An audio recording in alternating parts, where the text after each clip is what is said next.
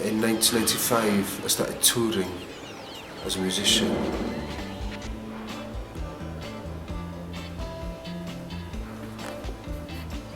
I started staying in hotels quite often, and it was extremely exciting at first. And I started to hoard all the free stuff that was given to me. And then after a while it became a bit of a problem. I decided to build a hotel out of all the wasteful stuff I've collected over the past 15 years.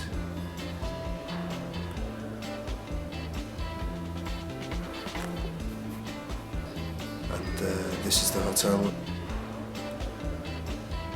It's called Hotel Shampoo.